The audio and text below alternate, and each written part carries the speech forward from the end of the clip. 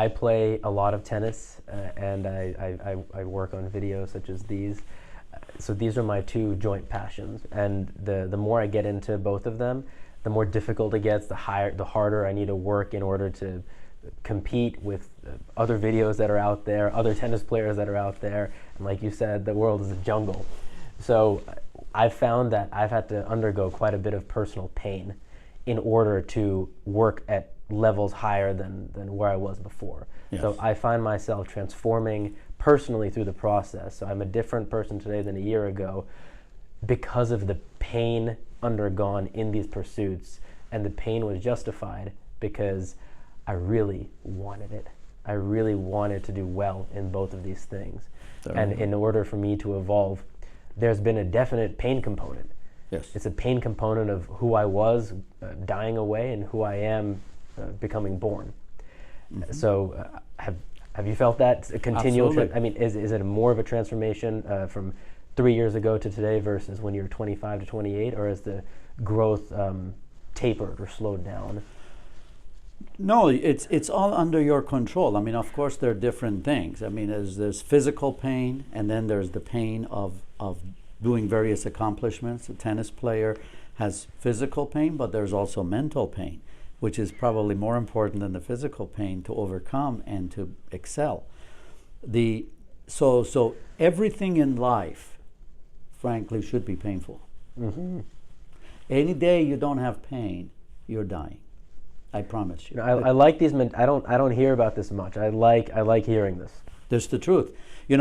In my view of the world, which is just my view, it doesn't mean it should be other people's view, but the secret for my happiness is that I really truly see a day without pain as a day when I am dying, because the ultimate point of not having pain is when you're dead. Right, that is true. So that's but the humans are animals, not in a bad way. I don't mean to be disrespectful to humans, but we are an animal, and you have to understand that. No matter how intelligent you are, no matter how many gadgets you come up with, no matter what you're doing, you're still an animal. That doesn't mean in a bad way. It means you have to understand who you are and what you have to do.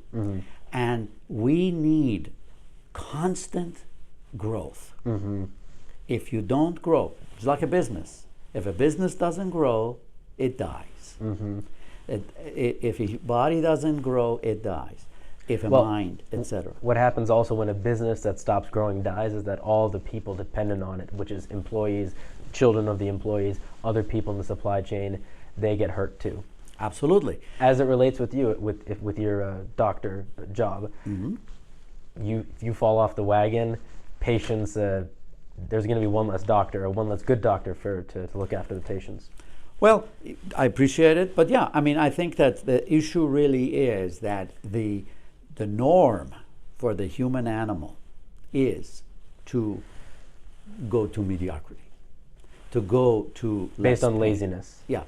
Default laziness. Default. And pain avoidance. Absolutely. Yeah. So what you need to do is to fight that, because that is really the survival of the fittest. That is the process that makes you a better organism, and that's what's happened all the years that we've been on this earth.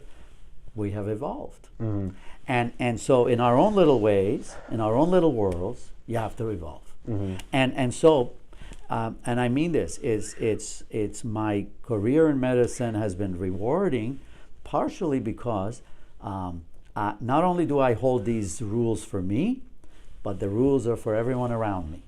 So there is that excitement of the group also, all the people who work with me, whoever they are, and that's important, because as a group, you say, part of what we do in serving humanity is see what we have today and be different tomorrow, be better tomorrow. Every day. Not just, see, I don't like the word practice of medicine. That's just a bad term. It's really, medicine should not be a practice. It shouldn't be something you kind of learn how to do and you just keep doing it. Then you become a cobbler. you're just making another pair of shoes, Mm-hmm. which is what happens to a lot of people, whatever area you're in, medicine or otherwise. And then you wonder why they're not fulfilled, and you wonder why they are slowly dying, because you cannot be a cobbler. You, even if you're making shoes, you should be making a new, different pair of shoes. Mm-hmm. How does one find those opportunities? I'm sure in medicine there's advancement in technology, then you need to learn how to use it, for one, right? Or maybe there are different variants of cancer that you don't know how to treat today that you might have to learn about tomorrow. Well, you got to, again, work at it. It's just as simple as that. You always have to be aware of it. For example, my journey in different institutions in my 20 years as a surgeon has been defined by looking for opportunities. Not financial, not egotistical, not all of those, but really an opportunity to learn. You know, I mean, when my team and I came to where we are now, we didn't come here because I got a higher salary or a bigger position or a better title. Yeah. We came here because we identified that there was an area in medicine that we could really impact, and the patient volume with that specific disease was the highest here. So now you are on a mission.